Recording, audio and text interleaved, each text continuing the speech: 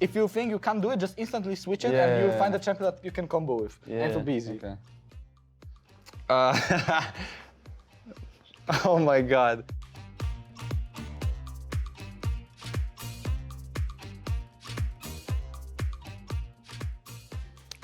Yip yip. Yip yip. Yeah, apa yip yip. Nunu? No. Earlier, apa yip yip. A dog champ. Can I switch? Oh my god. Dog champ? What's a dog champ in Italy? A dog champ? We have to go next. I don't know. We have to go next? It's AP. Oh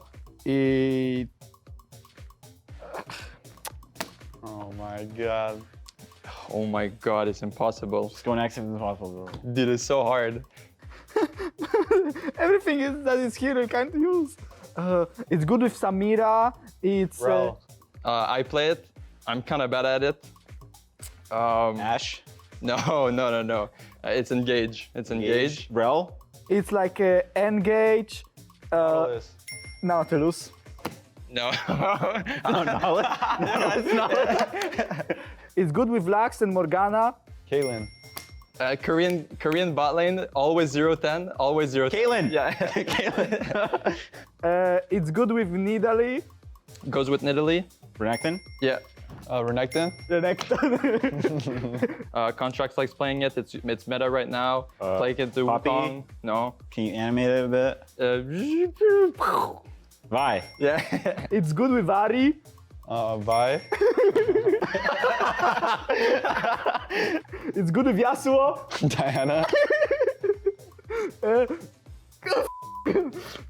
Switch? It's good with Kindred. Bro, nothing's, I don't know what's good with Kindred. Blabber and Jensen play it. Jensen also plays this champ in mid lane. Azir. Throws bombs. Kindred, Zillion. William. Throws bomb Zillion. Yeah. It's very tanky. This champ is OP. In Korea, the guy with Twitch 44, Brazil streamer that is one-tricking that champ and plays on high ping. and he one-shots you. Ike? No. Twitch 44. He builds full tank, and he one-shots you still. On every Ramis. server. He rolls around. Ramis? Yeah. Lulu. I'm good with Lulu. Luger is playing this. Terry? No, the other. Sivir? No, one. Keep going. Twitch? Big. It's in all the Riot promos. Danny. Jinx. Yeah. Caitlyn? No. The other one. The other one. Jinx. Yeah. Good against Cassante. Garen's other guy. Gwen. No, it's like solo queue champ. Renekton, Nar. Solo queue champ. Just switch. Garen's with the Jax? The other one. The other one that spins? Yeah. Darius? Yeah. Core JJ. Rel. Core GJ plays this a lot off meta. It was a counter. Zyra? Yeah. It's a mage. Zyra. Yeah. Solar Baka. GP. Yeah. Impact. Shen Gangplank. Yeah, GP. Juan plays this, not Wukong. The other one. Poppy? Yep. Impact 2. Shen. No. Gangplank, Ornn, Sion. Ornn. You guys want me to play this tank? Sion? Ornn? Ornn. Disco. Nunu.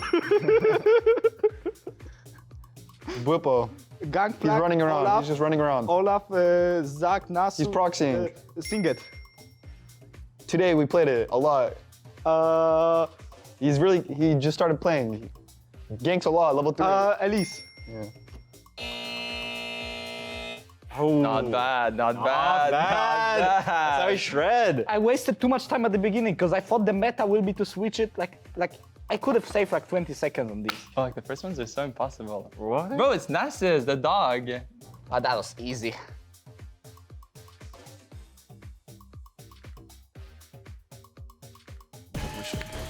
I appreciate that everyone knows the disco Nunu.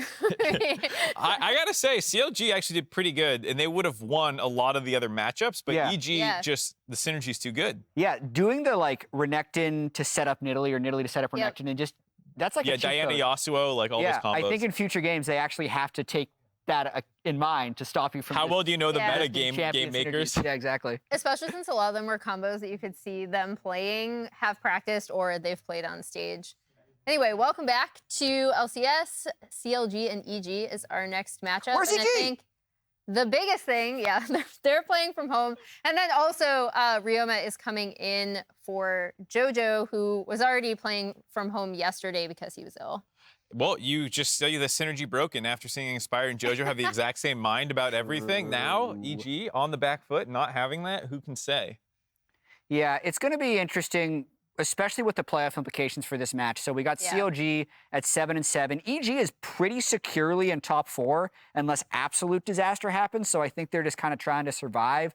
A win would obviously be nice here. I don't think it's 100% necessary for them. Yeah, it's obviously a stroke of luck a little bit for CLG to maybe catch them in this like moment where EG struggling a little bit. You can pick up a win and really start to kind of save yourself from what is a very tight playoff race for CLG here. They looked good yesterday. I was amazed they lost that game. I thought the Aurelion Sol had hit the point. It's late game, but 2 back-to-back pretty poorly played fights where I think they just got, they also, I think you get into this mindset where you're like, we're gonna win this game no matter what, take any fight. And then you don't play them cleanly and then you die. Like Luger flash ulting in as Xayah into getting just a Aphelios gun was like, oh, well, you. And Cassio'd. Yeah. You do still need to play them well. So I think CLG got a little overeager then, and now they can maybe pick up a win today. And even with the win rate, I know, Jat, you and Kobe already talked about this earlier in the day on this or that, but I do think it's something you should consider banning against CLG because I don't mind their continued focus on it, right? I think Palafox has shown kind of the best Aurelion Sol play that we've seen in LCS, and they've played well with it even in the losses. Maybe globally. Wolf, retired support player of T1, did a VOD review. I saw this on Reddit where he was talking about how to play Aurelion Sol well, and he was using CLG clips showing Palafox from 10K down, winning team fights and stuff. So I'm going to lay it on the table. Palafox is the best Aurelion Sol in the world. But he's just 1 and 2. Doesn't matter. Yeah. Don't be results oriented. Look at his team fights. Look how he wins team fights by himself. I'm also just looking at ThinkCard walking back and forth on stage and thinking about the picture he tweeted at you. Yeah, so for those of you who missed it yesterday, we did a whole CLG superstitions bit about whether or not he emptied properly before the game, and he just took issue, apparently. He's letting you know. He's clear. Yeah, the 8.5 will be longer today, I guess. Oh, God. I know we have the flow chart again to look at, so we can maybe check off some of the ones. CLG superstitions. It seems like the bathroom one's a hit. Did you... Isn't the bathroom one on the most, I was gonna say, isn't it on the side that's the most difficult tree? I mean, this was me stitching this. I might have the flowchart wrong, but at least the one. Yeah, we thought we played through the flowchart correctly yesterday, which would have led to a CLG win, but it was pretty close. Well, we said 8:30. It was a little short. We didn't time ThinkCard, so we gave them the benefit of the doubt, but that would be why they lost. So. Yeah, Greg Kim was tweeting about it a lot as well. The CLG staff were very into the segment. They're really into it. Yeah, this is how they're gonna make playoffs, I think. Superstitions. Did you? Yeah. So yeah, I was tracking Greg Kim as well. I found the chair.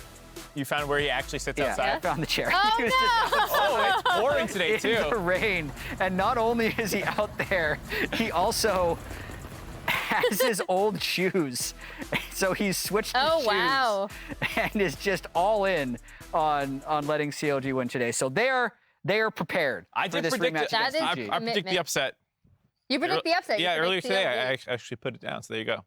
Well, I think the last time they faced each other was that kind of insane game, right? Where it like dipped at the very end. Yeah, CLG had like a 6K gold. CLG won. Yeah, it was EG had a 6K gold lead and CLG caught them. Yeah, if we have the goal graph, we could probably pull it up now. EG was really far ahead early game, did one of those almost classic EG runs it down, but also this was early on in the year when the CLG hopium was really high, and we had that post-game Palafox interview where he said last year's CLG wouldn't have been able to win this game, and that's a really crazy looking goal graph. I want to say this was also his Cassio game too, into the Rise, where he was just like, I was not practiced on that at all, so the early game did not go according to plan, but then she did end up massively scaling into the late game for them, so.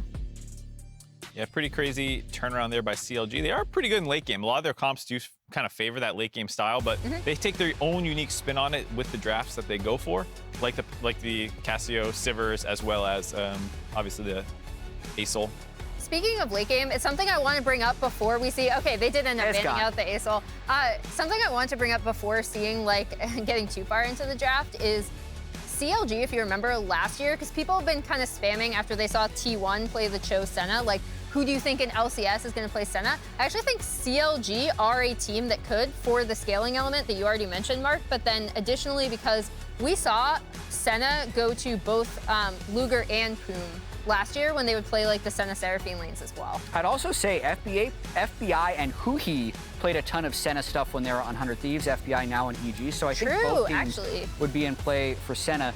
But an interesting thing, and one of the reasons I predicted CLG to win this game, is early spring last year, there was a lot of teams playing from home, and I felt like EG played really loose. Like they couldn't get out of scrim EG mode, and they lost a lot of games. And then as the pressure ramped up, I felt like they got more solid. So to me, EG is like a staged buff team, and I think they're worse when they're not on stage. But a lot of that, I think, is kind of the JoJo factor as well. It is Tommy Ryoma stepping in from the NACL. He has been doing pretty good from what I hear. A little back and forth maybe. Yeah, I mean, it's tough because it's interesting to see the Ashe go through, by the way, since she's the highest presence due to like a 80+% ban rate. That is it. His team has not done particularly well. I believe they're in 13th and they're 10 and 20. So it is kind of one of those things where it's like it's hard to evaluate his statistics separate from like the team overall performance, but he also does have LCS experience. I mean, he's been at the top of Academy for a long period of time, being a bit of a gatekeeper, getting nods occasionally to come in for some teams who are struggling and whatnot. The Kalista going over for CLG, one of those ones that you had highlighted yesterday, I think, as like the picks that they have uniqueness on. Yeah, I mean, Luger really likes the Kalista, and for some reason, whenever they play it, he always ends up getting like a really late game, like triple or quadra kill in a really game-deciding fight. Yeah, pretty good stats for a 4-16 record. Yeah, I would say the 4-16 record not good. And just to be clear, this is not like EG throwing Ryoma in to give him a chance from Academy. It's JoJo. He was at home yesterday because he wasn't feeling well. We imagine he's still not feeling well today. The rest of the team is playing, and they're deciding to give him a break. So, not EG at their strongest. Ooh, I love all the bot lane prio battles that you get where it's like who's got the weirdest combination of champs they can lock in. Obviously, Ashe Varus, a very strong poke lane, a lot of range and harassability. And because the Kalista is locked in, that's actually like a four-way Gragas flex. We've seen Blabber jungle Gragas, we've seen mid Gragas, we've seen top Gragas, but you can run Kalista Gragas as a lane. Well, and Kalista has the ability to sometimes like contest prio if you want to go like Ashe Kalista, or you can kind of punt some of the early levels to go for more engage options and like go more kill lane. So there is that little bit of flexibility for how CLG want to play the bot lane side of it. Blind pick Sion too. Early. That is super interesting, and I wonder if they just assume Gragas is going top, considering Dhokla did play it yesterday. Yeah, that's a pretty big bet, because like Contractz could take that. I mean, they would have scouting. A lot of these teams track the majority of players' solo queue accounts as well, so like you can do with a reasonable level of certainty that Palafox doesn't have a secret account. You can see how many Gragas games he's played. Yeah, I also wonder if it's just knowing that you're going to be playing through bot lane already. If you take Ashe Varus, it's like, that's a pretty volatile lane. We'll probably want to go down there. You ask Ssumday what he wants, and he's just like, Sion. But against Dhokla, I guess the Aurelia is already banned, but like knowing he's up against Sion, that does open the door for Dhokla to play a carry pick. Yeah, they did get the Nautilus, but that would have been a decent Fiora angle, I feel like, to just lock it once you see Sion, but they decided not to. Yeah, then you're getting pinched on supports probably in the ban phase for EG, where your bot lane's mismatch thing. Unless you can always, like you said, flex the Gragas down there and maybe keep that open. There is also the benefit of like, if you do want to target Ryoma, you can just wait for 5-pick, keep the Gragas kind of in flux, and then see what you want for Palafox, depending. Yone respect ban, another flex pick for CLG. CLG drafts are always weird because they have so many shared champions, the Aurelias, the Yones. Gragas probably a shared champ now. Yeah, before we memed the flowchart yesterday, Mark, I had Azael, Aurelia, and Kalista on the CLG signature picks list. Yeah. So a lot of target banning going on from EG. Ooh, Triss.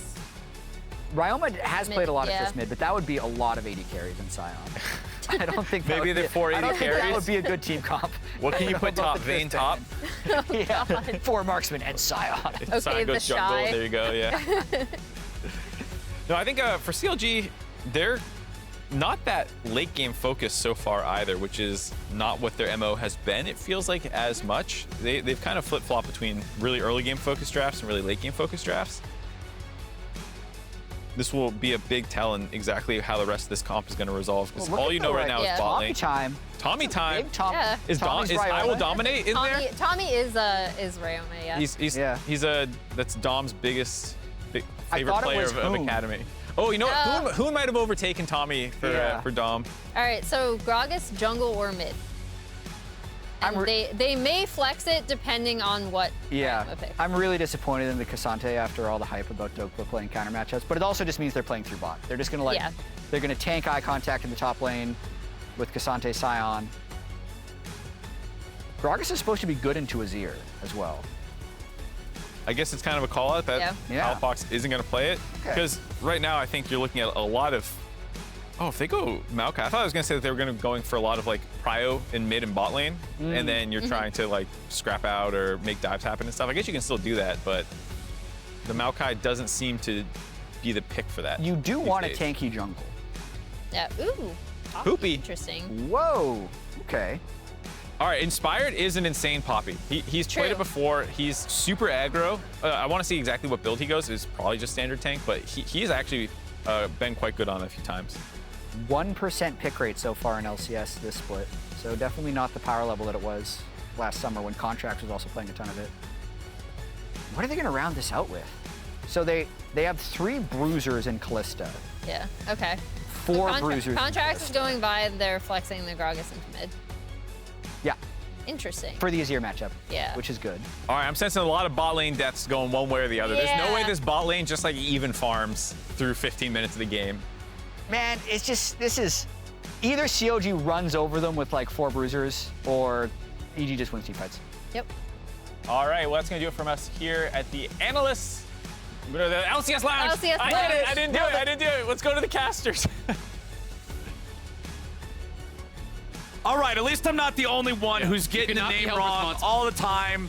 It's difficult. It requires an adjustment period. But hey, we've got EG subbing in Ryoma. After yesterday, JoJo was not having the best time. Obviously, he ended up getting caught in some moments that, getting crit twice by Tryndamere at level 3 feels like bullshit, but at the same time, it's also a bunch of subsequent mistakes that ended up having consequences. Yeah. So they're saying, all right, JoJo's not in the best state sick. right now. He's sick. Let's sub in Ryoma. Everybody's going to play remote, so we don't have like some guys here, some guys there. Yep.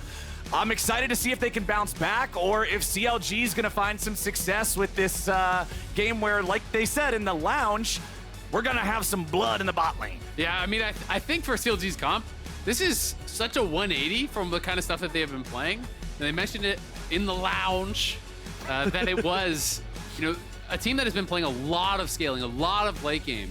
And this is basically a Kalista 1v9 or nothing.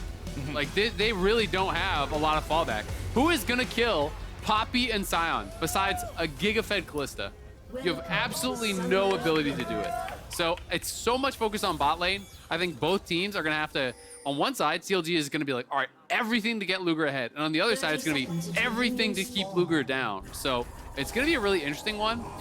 When they were talking through picks and bans, and we saw that early Sion, I would have actually really loved Dhokla to just lock GP. Because I think GP also gives them, some more ability to have that backline threat and to have some additional damage, some additional scaling. It's a good matchup in a Sion.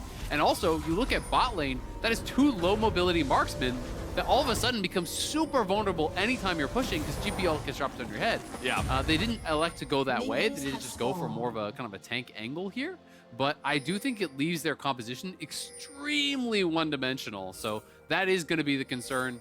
Sure, Gragas is going to go AP. Sure, there is some possibility of him, getting backline and kind of looking for those 100-0 plays. Yeah. But as you get later on into the game, it becomes very, very difficult, especially with a lot of these kind of tanky marksman builds we've been seeing these days. Speaking of tanky champions in League of Legends, I think there's so much ability for Inspired to impact these fights in such a heavy way because of the fact that every single champion on the enemy team has something that can be stopped by steadfast presence, which means there's always an opportunity for an outplay. There's always an opportunity for a deny, and his timing, I think, is going to have a lot to say about the way that skirmishes, team fights, everything.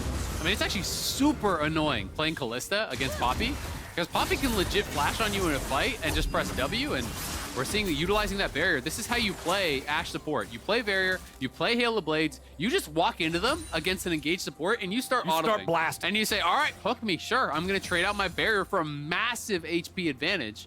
This is going to mean likely Luger uses all 3 potions now at level 1. I think that's going to be what we're going to see to try to get back up to high health. So it puts him in a really, really rough spot. But yeah, I mean, if Poppy just flashes on Kalista, you literally have to stand still and stop auto and just auto attack him in place, or not auto attack at all. Because if you're hopping, you instantly get stunned and knocked up. Nice trade. Yeah, Palafox getting some good trades on Ryoma. Again, JoJo not playing in today's game. They're bringing in the sub. So a lot of pressure going up against CLG here. This is an opponent that I think EG would be expected to beat. Yeah.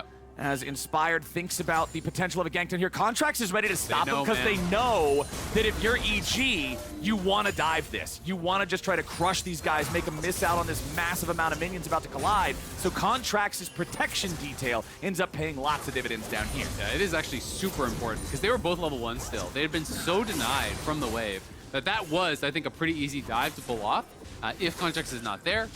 Inspired not able to react with a W in time, so it ends up being a pretty winning trade. But you can see, look at Luger. He's already used all 3 potions. He's still low. Sure, you got a biscuit, but that's not going to bring you anywhere close to full. Yeah. Palafox here, though, has to be careful because that is Ryoma back from TP. So I think what Palafox is trying to do is actually trade out all his health for as much damage as he can get, then TP back. Yeah. Because now Ryoma's in a difficult spot. He did get a good trade there, but he's at about 40%, 50% HP.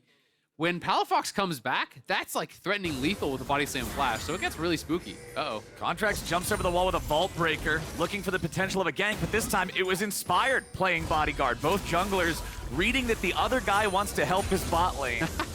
No one's allowed to go top. That's not part of the map for junglers in this game. I mean, it's Ssumday versus Sion. Let's, I was gonna say, let's be honest about it, but we spent the whole last game doing that. So I think that bot lane... Enough honesty, let's try lying. Okay, It's top really lane important matters up there. a lot. Yeah, if you can... Sion is down 3 CS, and this is extremely concerning for EG. You can heavily influence the outcome of the game by focusing on one of these 2 champions.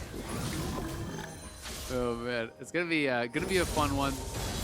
Both of those players, as I said, and as they talked about in draft, it's like this is a Luger 1v9 or you lose, very likely, unless they just get monstrously ahead, like comically ahead everywhere else.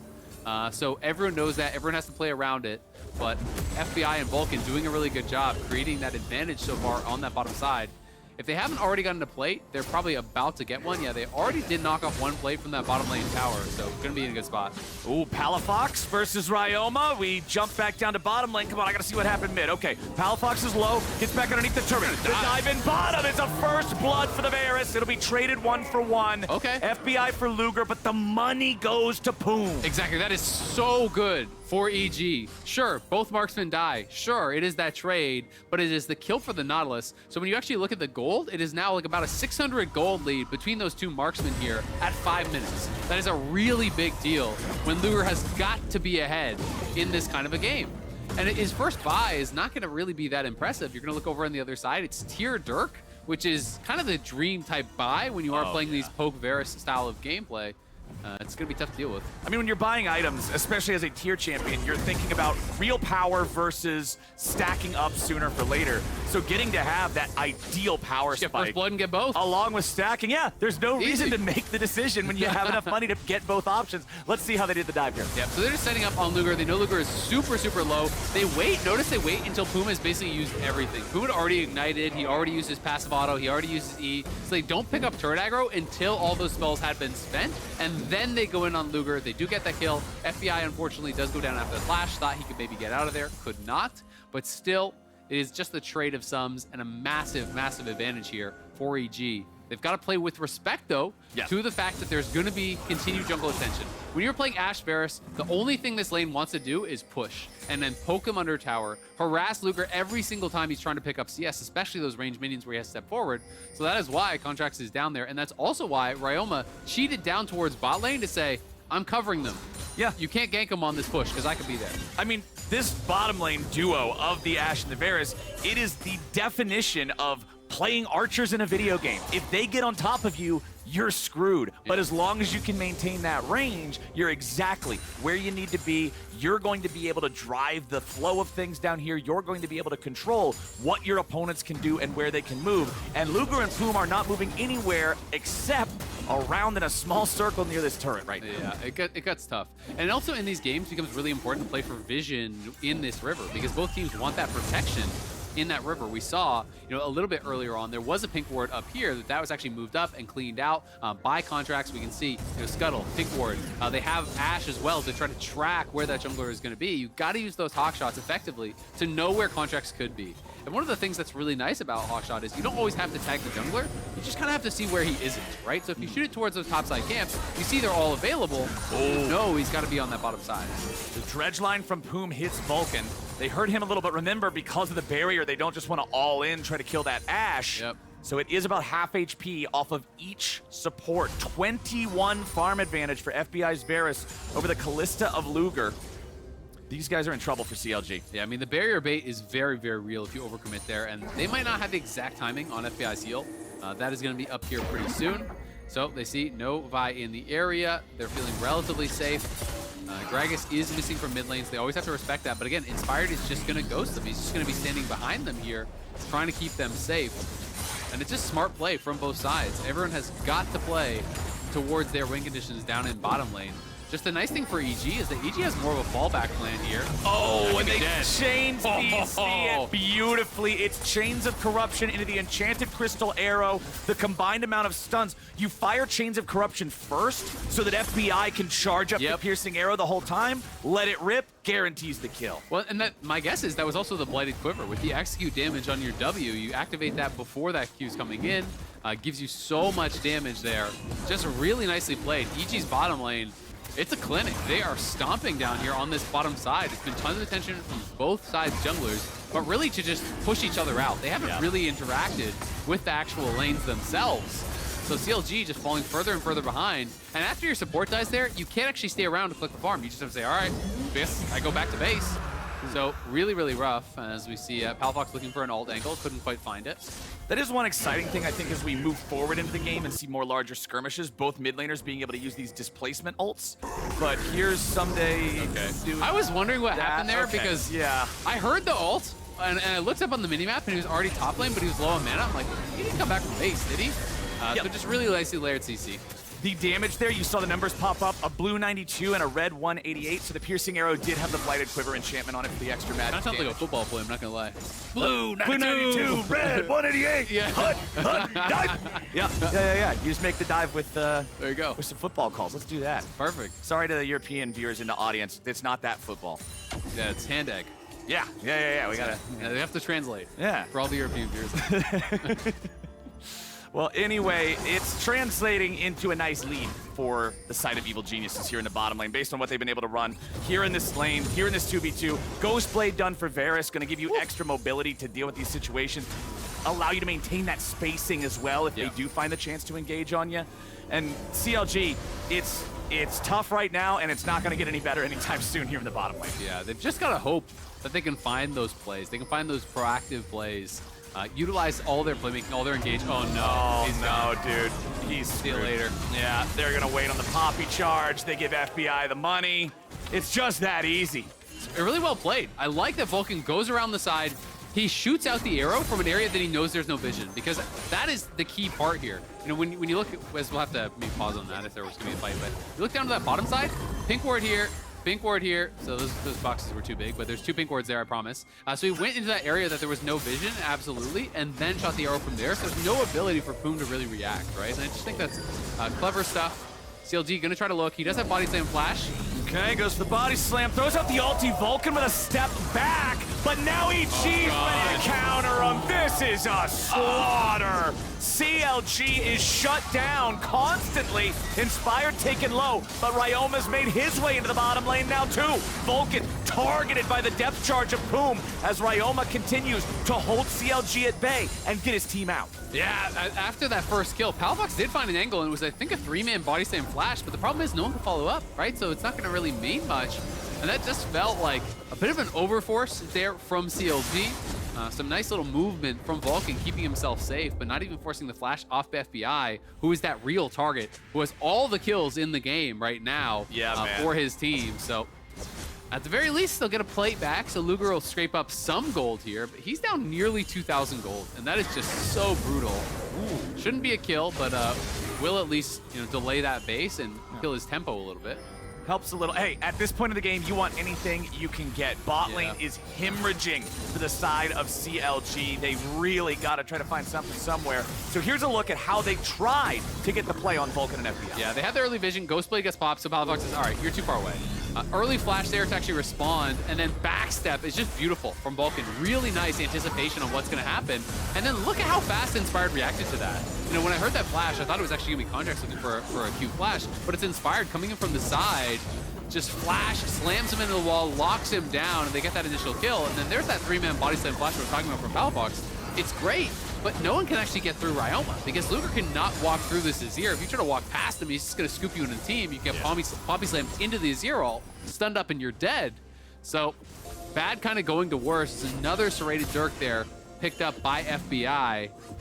They're not going to overpush. When they don't have coverage, they can't just walk up to the tower because there is potentially you could die. Poome is 6 and his ult's just about to be up again. Yeah. So they still got to play with some respect. There's lots of ways that you can throw a lead here from this position when you are playing, Varus Ashe. They are so squishy. So you got to play smart.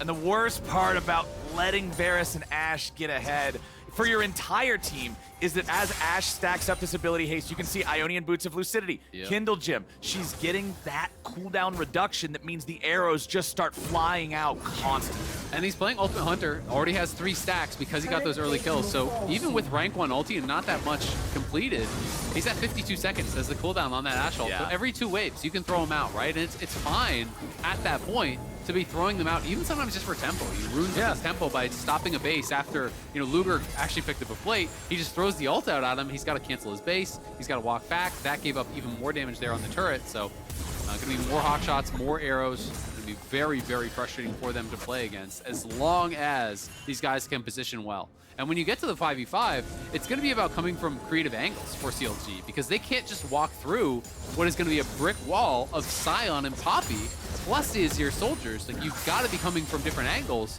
or it's going to be almost impossible, I think, to team fight into this. And I'm going to be looking for angles specifically from Palafox here on the Gragas. Break up the defensive formation of Evil Geniuses. Make it so you can knock one of these archers in the front line to a more vulnerable spot. Inspired wants to yeet him away, but it's still going to be a Drake for the side of CLG. It will be a sacrificial jungler. They cannot kill the support as well because CLG does have Kalista, so Luger can save Poome. But it'll be the Drake traded away for a single kill. You can see total gold on the left side of your screen. It's still all EG, FBI way out ahead of everybody else. And now we'll see what they can get with the death onto Contractz. No, FBI may have been caught here. Dhokla's gonna knock him back. Luger. That is a massive punish right there. Huge money in Luger's pocket. And that is so important because now he has the mythic completed with that gold. That makes him relevant. At least FBI didn't waste subs. He just realizes no one's around me. There's no way I'm getting out of this. Just take the L, take the death. But it's not even just going to be the kill. It's actually going to be the Herald. So that is really a costly one. You can't be pushed up without full vision, without people behind you, because you will be punished in those spots. So FBI gives over a very costly shutdown to the worst player to give it to, and they lose Herald as well. That is a 1K plus swing. When you're thinking of 400 gold shutdown, the kill from that, plus the assist gold, plus the Herald gold, and the potential of knocking down a turret, that's a big deal. That's actually more than 1K, I would say, on that swing. Big stuff for CLG to keep themselves alive in this game, not fall further behind the pressure that EG has built through this bottom lane and through this Varus Ashe duo. Palafox just trying to clear the wave so the Azir and the Ashe can't force down the turret. Unfortunately, it's a cannon wave. Gragas is great at clearing away a large amount of small targets, but the cannon gets there with enough HP for Ryoma and Vulcan to force it. And Gragas has literally 0 AP, right? You look at his buys. He's going towards Roa and stuff, but he has no AP components. He's got Tear, he's got Catalyst, he's got tier 2 boots. So not a lot of oomph behind those combos just yet, but he does now finally pick up that Roa, so we'll be scaling up, getting some AP behind him. Ryoma, though, in a decent spot. You know, nothing too crazy, but has pretty good farm here. Is on his Mythic, does have his tier 2 boots. And that is going to be the difficulty, is that you can't, in the team fights, even if FBI is the super fed one, you can't completely ignore the Azir. Because if Azir is just free hitting, it's so tough. And when you're playing a champion like Kalista, that is one of those kind of medium to short range ADs, it can be really hard to team fight into an Azir, because you step forward to auto attack, and you just get Q autoed by the Azir, who has hundreds more range than you do. And this top side is not long for the world as EG rotates more players up there. They'll take out the tier 1, get that gold lead back up to over 2,000 gold. FBI is in charge of clearing out waves here in mid. Luger and Poome just trying to get that one shoved up. They're happy to be out from underneath their turret. Poome looking to see if maybe there's an opportunity for anything there with a Hex Flash. Maybe FBI just stepped up too far forward, but not the case. Palafox trying to clear out the tier 1 here in bottom. But as soon as you hear that Sion ulti noise, you can expect something to come down towards you, since this is the only spot where there is no defense currently for EG. So Ssumday can block that one out.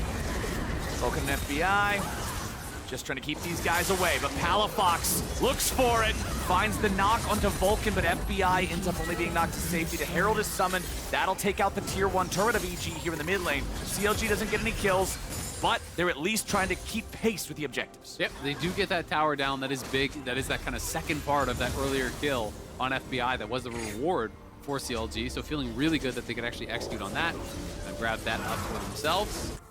We'll see how close FBI is to his second item, because that is going to be a very big fight. He's got 1,400 gold in pocket. He already has the serrated dirk plus the longsword, so he is very much so closing in on a Mythic if he wants to go for that second.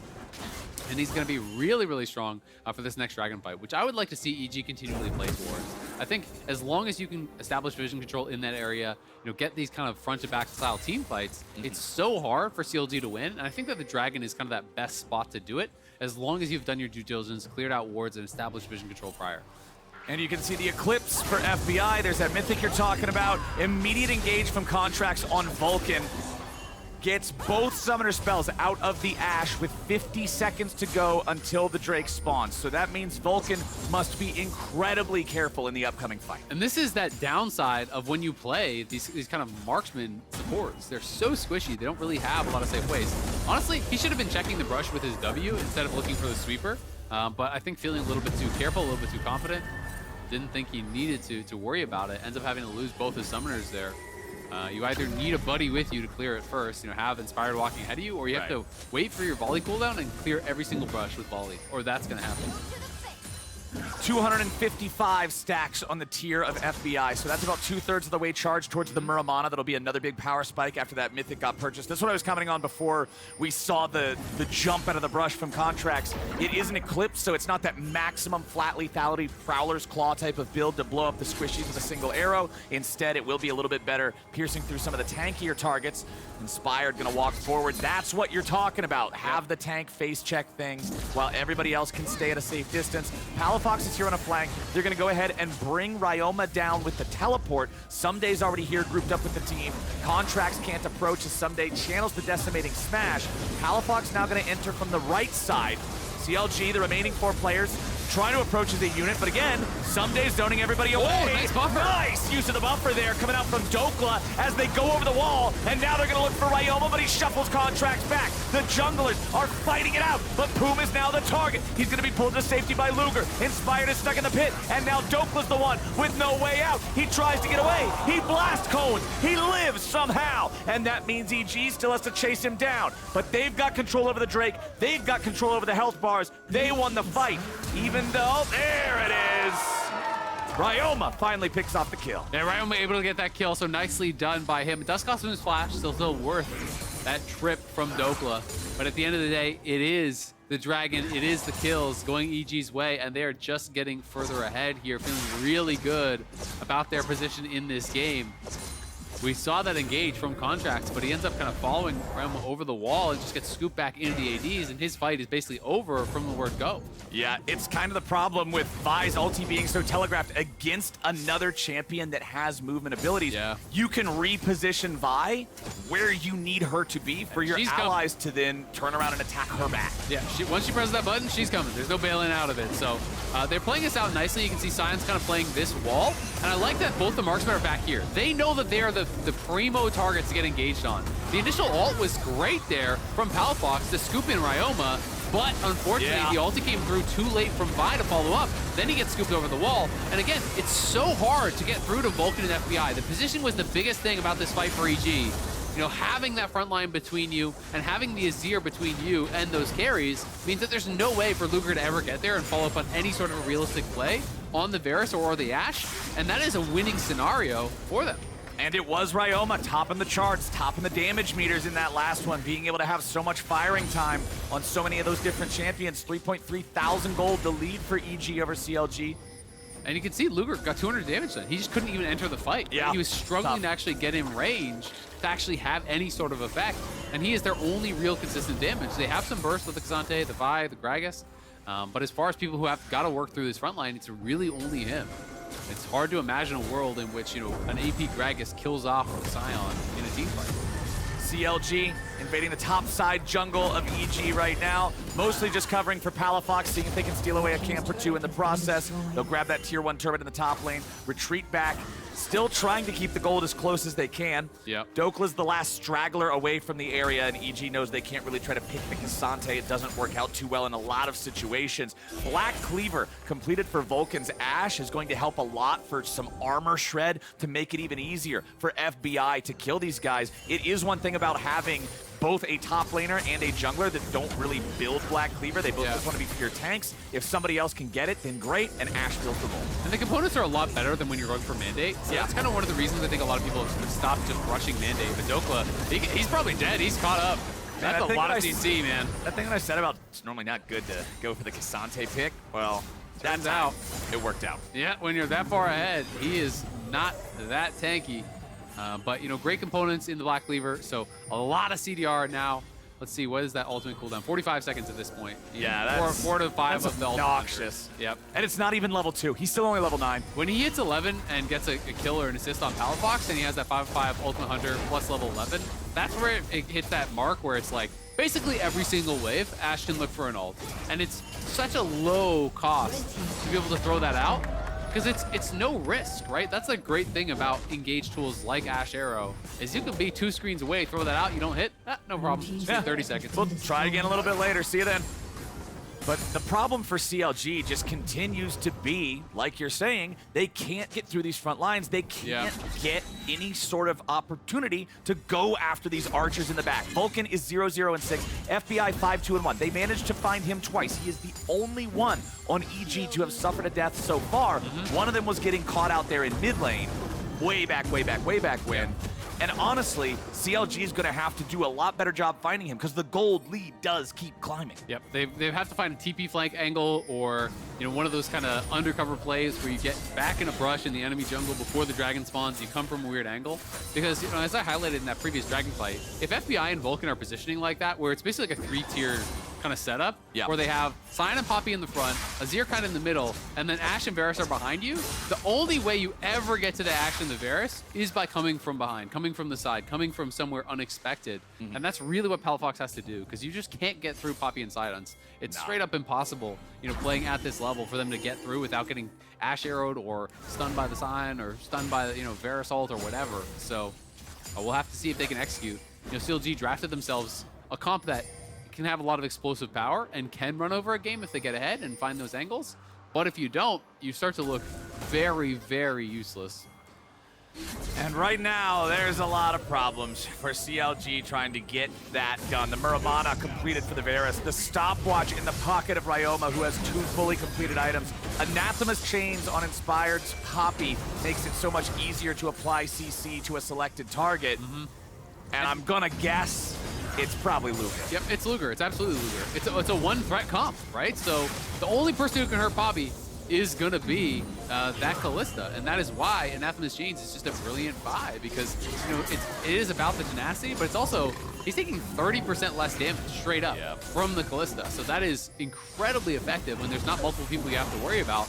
EG can be able to grab another dragon here for themselves. Soul point. Is Cloud Soul, which is honestly not that great for what their composition is wanting to do, but move speed is always valuable to be able to kind of kite out of a fight, try to avoid the engage, and then chase down afterwards. It's always going to have a lot of power. Just when you are playing poke, for me, I'm always hoping that I get something like Mountain Soul to actually survive the dive, or Infernal Soul to actually enhance my poke. Those are the two that I always Hex want. Soul It's gonna come. helps you poke a little too. Hex Soul definitely not bad either. All right, well, we're at the point where the Baron dance is going to be the focus for the next 4.5 minutes or so. There's no Drake until then. There's not really a whole lot else on the map to play for. You can see Ryoma trying to shove up here in the bottom lane, put a little bit of pressure onto the tier 2, but CLG has Dhokla down here defending this one. EG is just going to take whatever they can, drop those wards as they go, as they leave. Just make it more dangerous for CLG to move forward. Slow down their ability to progress through their own half of the map and contest more neutral territory. Yeah, and they're doing a really good job of trying to set up, on the sides that they want to push. They obviously, wanted to look for aggressive moves towards this side of the map, try to move up towards those tier 2s. So they kind of established this little triangle of vision there to try to keep Ryoma safe as he was moving up. They also had FBI and Vulcan playing behind him in case there was any sort of a collapse. So I think EG has been playing a really strong macro game thus far. Have really played to not only their win conditions, but denying what their opponent's win conditions were, with Poppy hovering his bot lane almost the entire laning phase. Exactly. As long as they can't interrupt the status quo of Varus and Ashe keeping you under the turret, then things are going to go great. Poppy did a great job there. Inspired always being ready. My mind immediately snaps back to the time where it looked like CLG should have got the kill, and then flash over the wall, just slam him in there. It's Vi's nightmare. It's Poppy's dream. It's just a bad time for CLG right now. They've got to find these angles. They got to find their way around. I sound like a broken record. I've been repeating it, but it's still the same story of the game. Until something happens and they can find one of these angles, EG's just going to keep on cruising. Yep. EG are just having to rinse and repeat what they're looking for. They're going to try to find an engage here. Can they find the angle for the Ashe Arrow? Ashe Arrow comes out. Flash away from Contractz, but it means Poome is the one getting caught now. He gets shuffled back into EG. Baron Nautilus down. That's your Baron green light. Yep, Dhokla's bot, so at the very least they want the TP. Dhokla must TP here. When he does, they can pull off, or they can elect to actually go for it. So they got the TP, so now it's decision time. Do EG actually stick on the Baron, or are they just going to pull off? They seem to be keeping with it at a slow pace. Ssumday goes in first, and you got Contractz into the back, but he's all alone.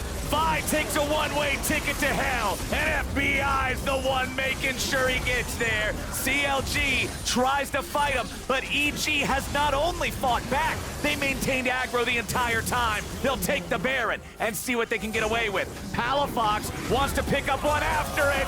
Inspired denies it, and there goes the Tommy gun, baby.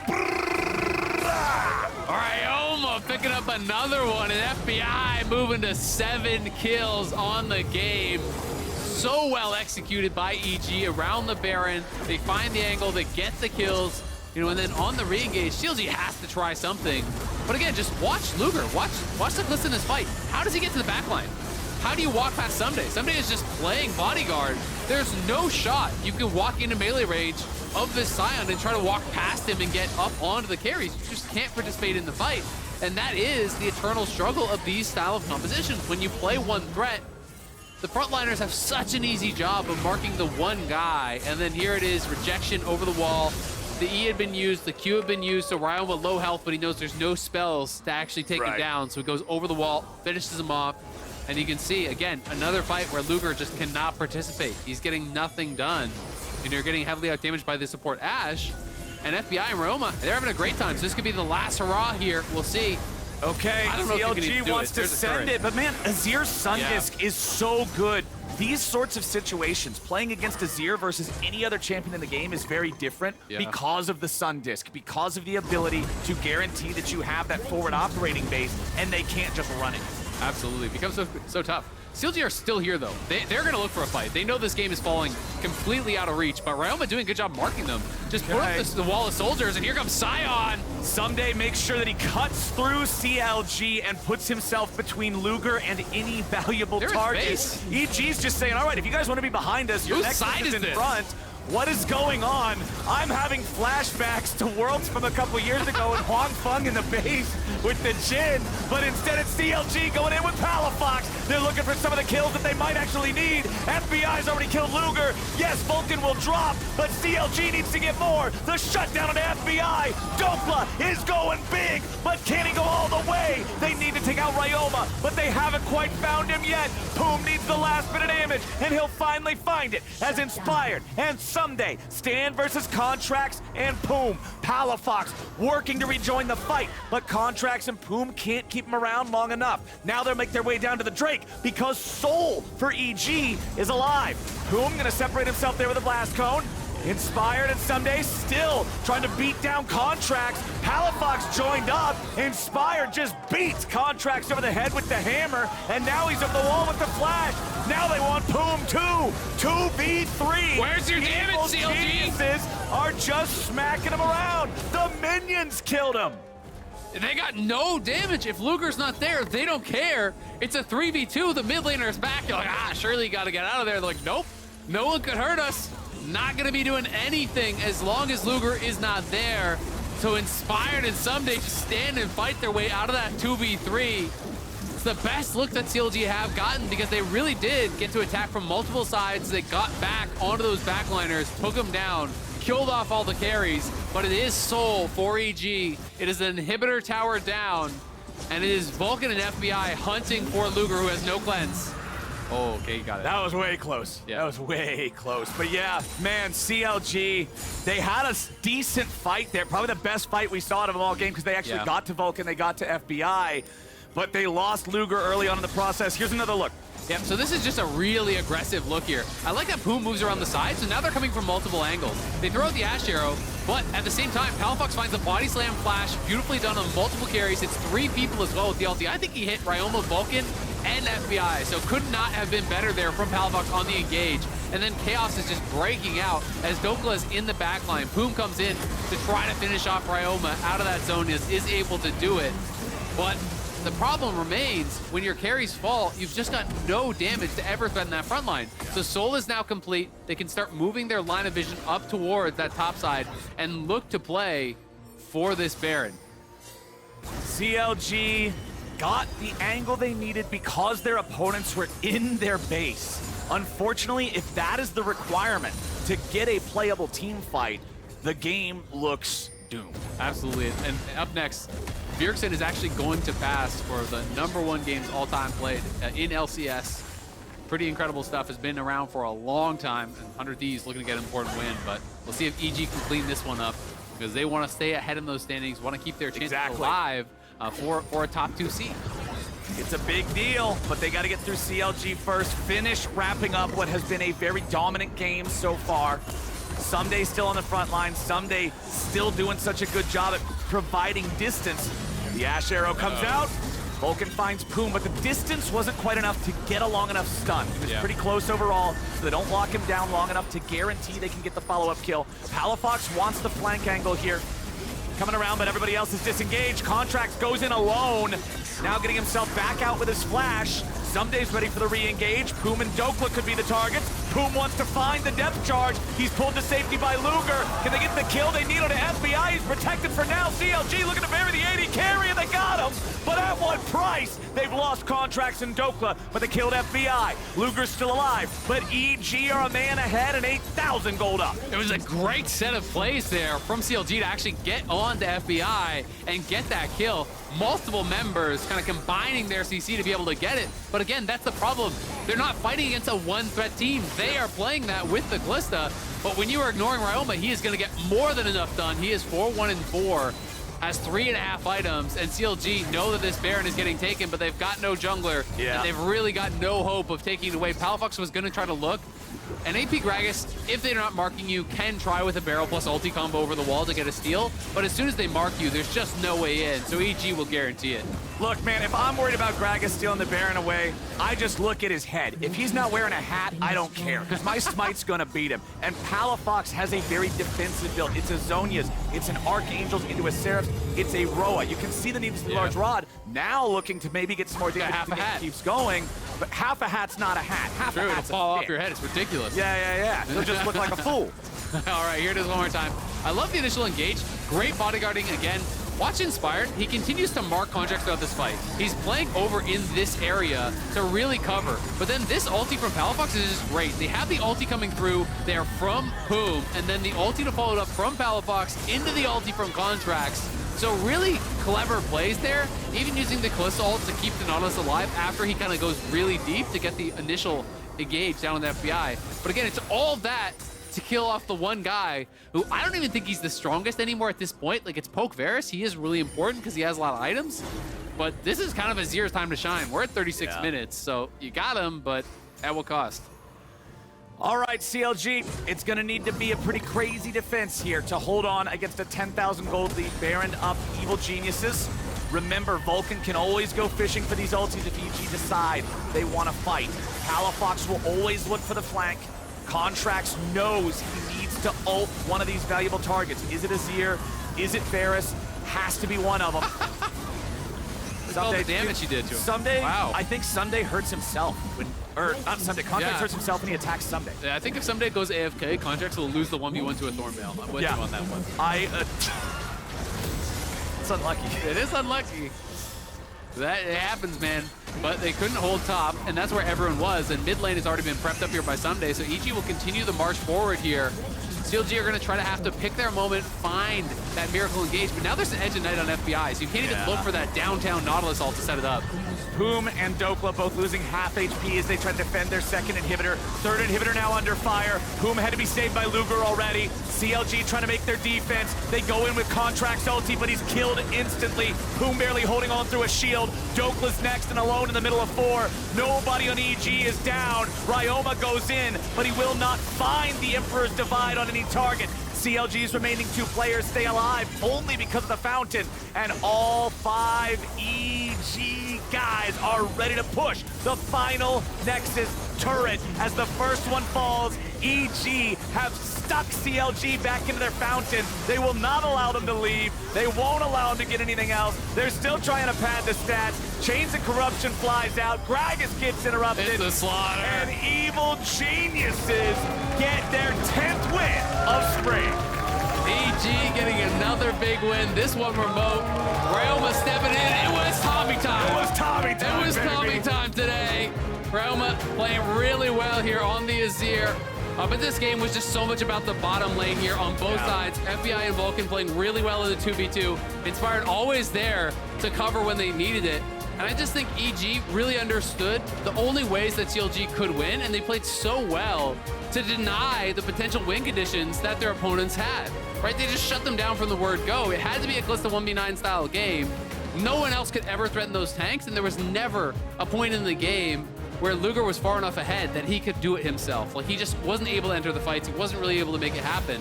And I think that CLG really drafted themselves a very difficult comp to play.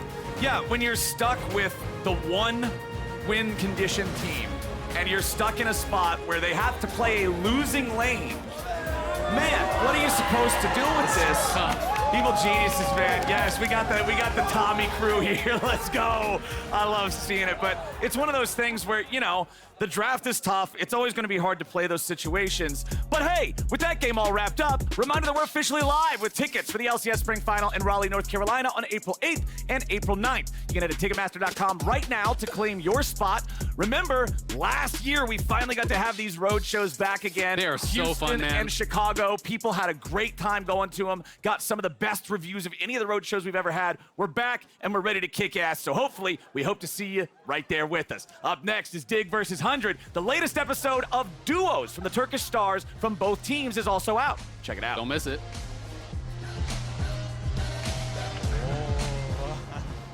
Kardeşim ne haber ya? Ne yapıyorsun?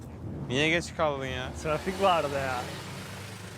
In Turkey, after me and Closer joining our powers together, we won summer season, made a really epic comeback with so many crowd. It was really best day of my life. We felt like we did something really hard and we were really proud about it. It's really up to you as a player what you want to accomplish. I wanted to do more, even though we would be on top of, like we would keep winning probably in Turkey years and years, but I wanted to face more challenges.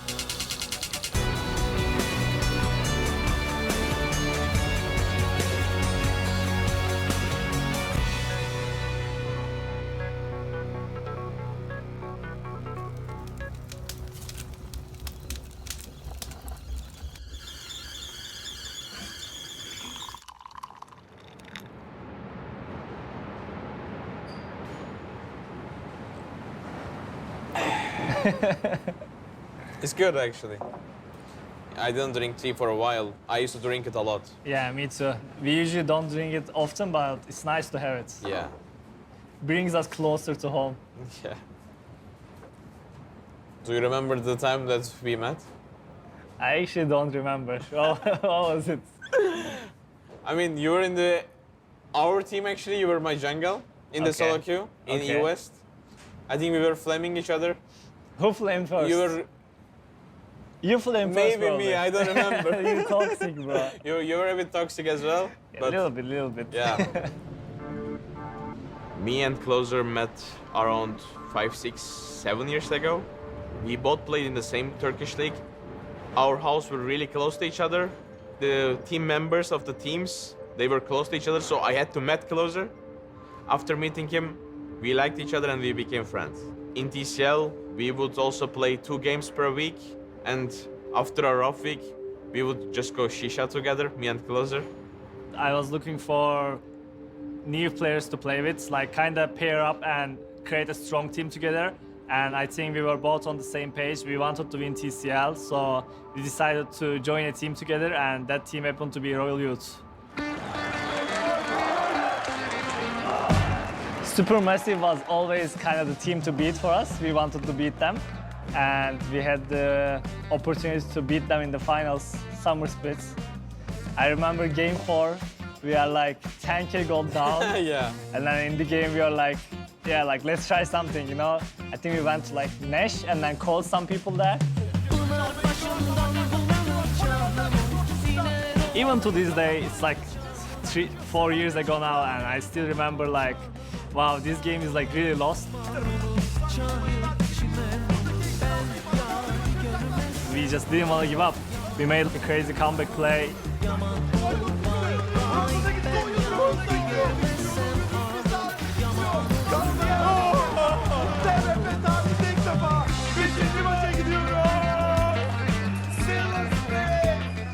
We knew we are going ahead in the last game with a mental advantage.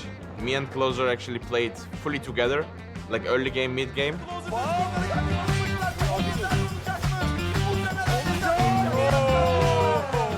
I remember breaking some angles at top lane.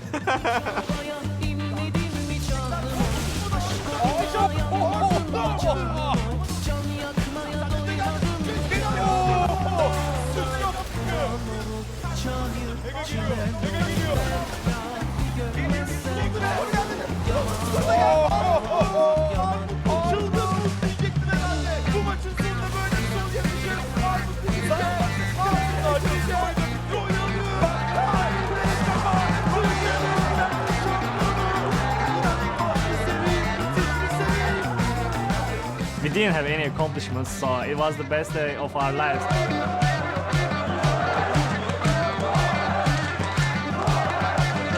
With such a comeback, with such a crowd, everyone went so crazy. It was just so epic moment in my life. I will always remember that day.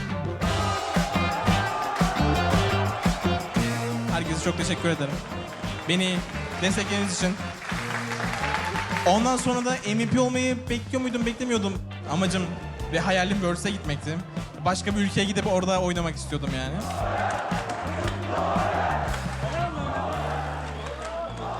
After winning Turkish League with Closer, we went Worlds. Closer also did really good plays with Kiana, Lee Sin, as I remember. Then they picked him out. He was gone. Then I felt like I left it behind. That he left me behind. I was happy for you, but I was angry about myself because we won the championship together and I was not good enough to be picked enough, and you were, which is congratulations. I mean, that motivated me to next year to do my best, and Yeah. I did, so thanks. I mean, I thought we both can go that split. Like we will both get offers, but I was the lucky one, I guess. No, I disagree. I think I was not ready. You were not ready? I was not ready, yeah. So did you think the time, it was good for you to wait a bit? Yeah, actually it was. Yeah.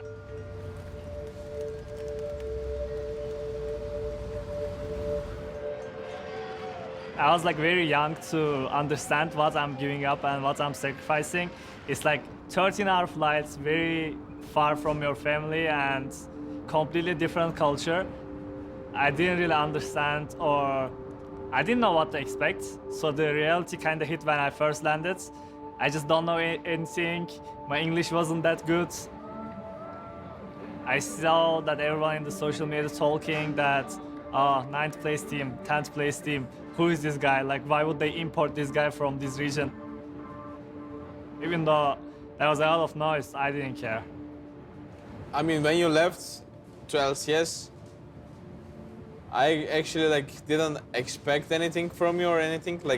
I didn't expect you to fail, but I didn't expect you to be successful. But I was hoping that you will be successful, you know? Yeah. When I first came, it was like, I'm losing a lot, you know, so it wasn't easy at the beginning, but I knew we would both do well. We knew we have to play well in the World Championship to get recognized by our other team. First, I got an opportunity to go to a different league, but he didn't. I kind of felt bad for him, but I knew that he's a good player and he will eventually get the opportunity as well. He spent one more year playing. I watched their finals and I watched how he played at Worlds, and I knew that he's gonna get an offer, he's gonna get the opportunity himself as well. So I was happy for him. I felt ready to go to bigger regions. It was a bit scary because it's completely new country, new environment, new team. First 2-3 months was painful. I felt a bit depression about being alone, and Berlin weather actually sucks. So it's probably affected it too. Before deciding the factor that I'm going to Europe, I was thinking that I could live happy life in Turkey, being a good streamer plus playing in the TCL, and competition is not high, so I could chill a bit too. But I decided to take the risky move. Oh, the flash, the immediate ult. Look at the damage coming out.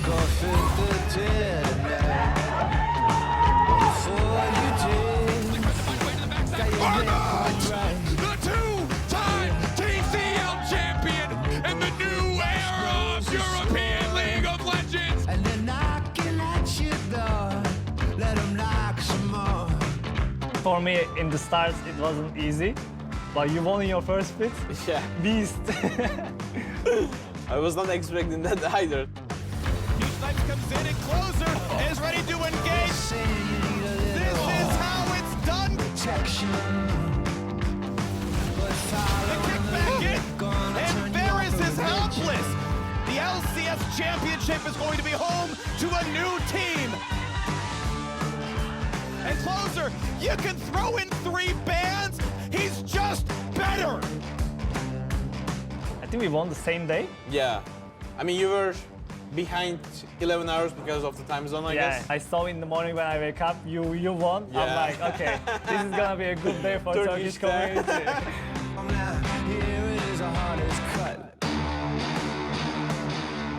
2021 was a Turkish peak. Me and Closer's success affected Turkish players to go higher. They probably think, oh, we can also do that because We already played against them. We know how were they. Like, we are at reachable level. I'm sure it ignites the fire in them as well to believe that, like, even though we are so far away from our country, from our region, from our league, you can still be successful even though, like, people doubted you. It's like, it's right there. There's more opportunities for them. So I'm really happy that how, like, everything is going. Like, Yeah, definitely. I get some, like, young guys message sometimes, you know, like the fans, they're trying to be like us, so. That's happy to see, yeah. We actually achieved something important. Yes, yes, yes. I'm very happy that we are good examples, you know? Yeah. The sacrifices I make is like, that's what I have to do. So obviously it sucks. Like, I miss my friends, I miss my family, but I want to accomplish my dreams. So when I'm done with my career, I don't want to be regretting any moment. I want to give my fullest all the time. I took off in the dead of night, but before I did, I came to NA. Yeah. And it's been a rough start, like 0 win, 9 lose. So far. So do you have anything to advise to new players like me in LCS? I mean, we are rivals now, so I cannot give you some good advice, but I think the next time we play, I'll make sure that Zero stays hopefully. I mean, even though we are really close friends, you never want to lose to your friends, so I gave him a nice welcome gift when we first played. Closer still threatening the dive going forward. Tenacity just continuing to march and dig. They can't get away. Double it just pops all of them. Jump team. 100 Thief managed to just steamroll Dignitas. We are competitors. We both want to win for our team, for ourselves, you know. So competition will be always there for us.